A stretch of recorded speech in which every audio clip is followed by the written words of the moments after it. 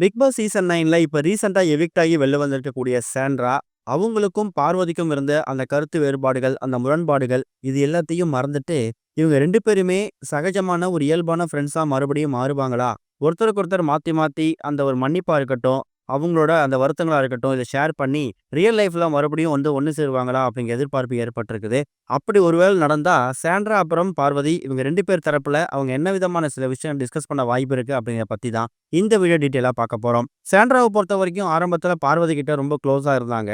பல இடங்கள்ல Kamaruddin love game விளையாண்டுட்டு இருக்காரு அப்படிங்கிற விஷயத்த திரும்ப திரும்ப சாண்ட்ரா பதிவு பண்ணதால தான் கமருதீனுக்கு சாண்ட்ராவ பிடிக்காமயே போயிடுச்சு.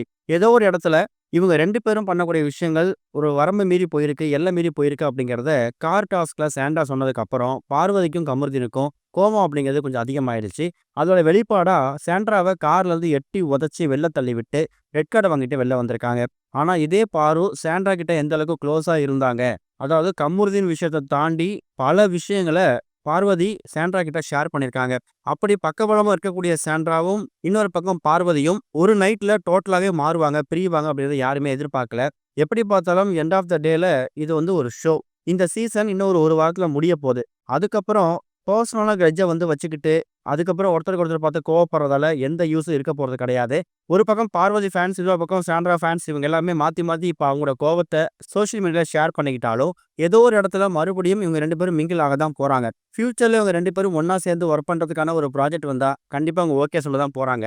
அந்த மாரி விஷயங்கள்ல பார்வதியும், சாண்ட்ராவும் நடந்து போன பல விஷயங்கள விட்டுட்டு, அவங்களோட பெர்சனலா பல விஷயங்கள உதறி தள்ளிட்டு, ஓகே. அது வந்து ஜஸ்ட் ஒரு கேம்க்காக நடந்தது.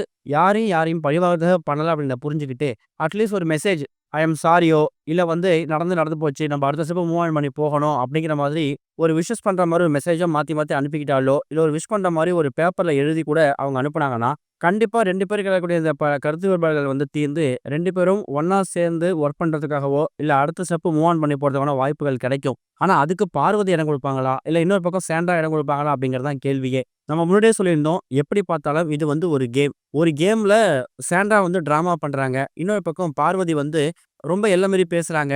காது கொடுத்து கேட்க முடியாத பல விஷயங்கள் பண்ணாங்க. ஏத்துக்கவே முடியாத மாரி எட்டி உதைச்சாங்க. அது எல்லாமே ஓகே தான். பார்வதி ஃபேன்ஸ், சாண்ட்ரா ஃபேன்ஸ் அப்படிங்கிறத தள்ளி வச்சுட்டு, பொதுவா பிக் பாஸ் பார்க்கக்கூடிய நபரா இருந்தீங்கன்னா, கண்டிப்பா இவங்க 2 பேர் மேலயுமே தப்பு இருக்கு அப்படிங்கிற மாரி தான் பொதுவா இருக்கக்கூடியவங்க கருத்த பதிவு பண்ணுவாங்க. அந்த ஒரு கருத்த அவங்க ஏத்துக்கிட்டு இவங்க 2 பேரும் ஒண்ணா சேர்ந்தோ, இல்ல பழைய விஷயங்கள வந்து உதறி தள்ளிட்டு அடுத்த ஸ்டெப் மூவ் ஆன் பண்ணி போறதுக்கான வாய்ப்புகள் இருக்கா? அதுக்கான இனிஷியேட்டிவ் வந்து ஒண்ணு சாண்ட்ரா எடுப்பாங்களா? இல்ல பார்வதி எடுப்பாங்களா? இல்ல கடைசி வரைக்கும் ஒண்ணு சேர வாய்ப்பே இல்ல. அப்படியே சேர்ந்தாலும் பல கருத்து வேறுபாடுகள், மனக்கசப்புகள் வரலாம். அந்த கேம் முடிஞ்சு போனதுக்கு அப்புறம் மறுபடியும் இவங்க 2 பேரும் ரிலேஷன்ஷிப்ப கன்டின்யூ பண்றதால எந்த விதமான ஒரு பயனும் இருக்க போறதில்ல அப்படின்னு நினைச்சீங்கன்னா, உங்க கருத்துக்கள மறக்காம கமெண்ட்ல மென்ஷன் பண்ணுங்க.